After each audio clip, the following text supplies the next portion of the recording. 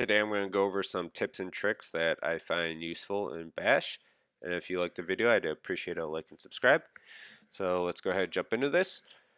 The first one I want to go over is cd hyphen, which will put you back in the directory that you were just in.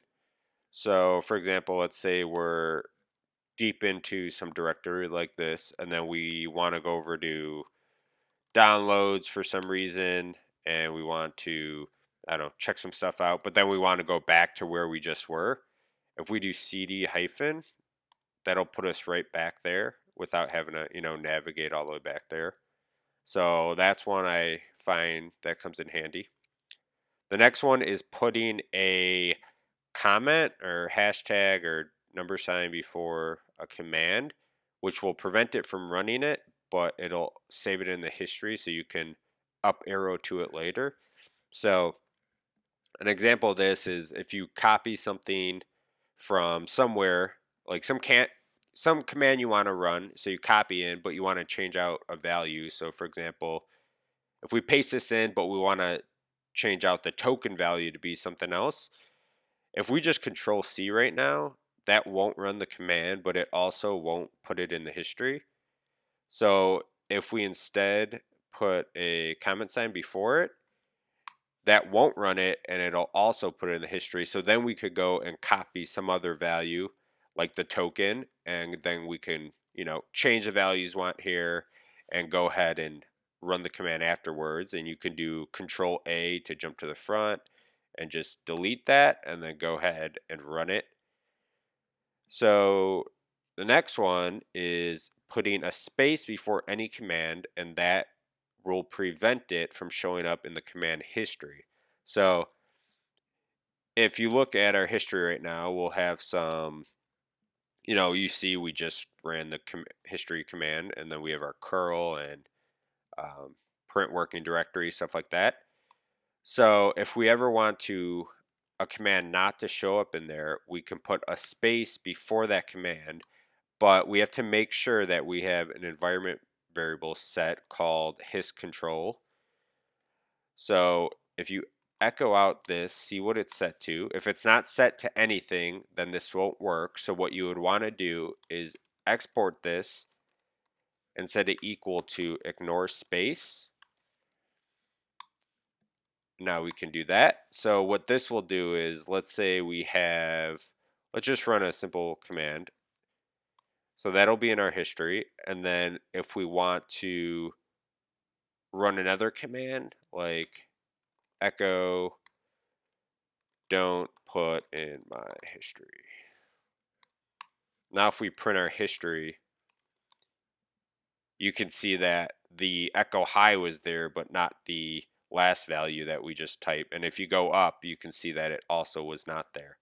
So that's really useful when it comes to maybe you need to, for example, run some command that takes a sensitive value like a token, some sensitive token, something like that.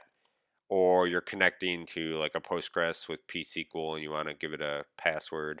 If you just put a space in front of that, it will not log it to the history, which is really useful.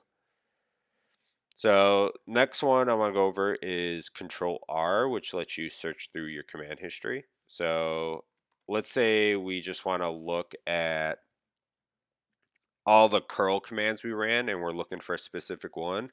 What we can do is say Control R, and that'll put us in this search prompt. And then we can just type something like curl, and it'll search through all the commands we ran. And then if we hit Control R again repeatedly, it'll cycle through the different curls in our history. Then we can select one and go ahead and run it, which is really useful. So the next one is sudo double exclamation mark, which will run your previous command but with sudo. So for example, let's say we want to run a command that requires sudo, but we forgot to run sudo, I guess. So npm install prettier, and we'll try to install it globally. So that'll run and you'll get an access denied. And so that command's going to be saved to here.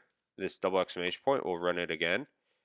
So if you need to run a command with sudo, all you have to do instead of going up and then going to the front and typing sudo, you can just do sudo double exclamation point, and that'll run it again. And then I'll go ahead and put in my password real quick. And yeah, that'll run it with sudo, which is really useful. And then the last one I want to go over is echo and then question mark. And what this does is it stores the exit code of the previous command or script you ran. So for example, it just exited 0 because our npm install successfully ran. And now if we run that again without sudo, where it failed, and then we echo that environment variable again, we get the exit code.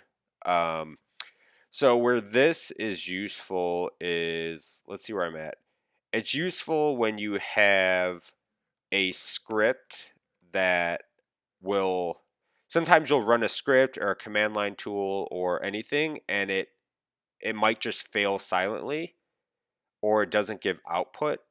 So for example, if you have a script or command line tool that you run like this one, and it just does that, and you don't know if it succeeded or not, you can echo out that last exit code, and that'll let you know what happened. So if it's a non-zero exit code, then something happened. So as you can see in this script, I just exited one, but it exits it silently, so you might not know that.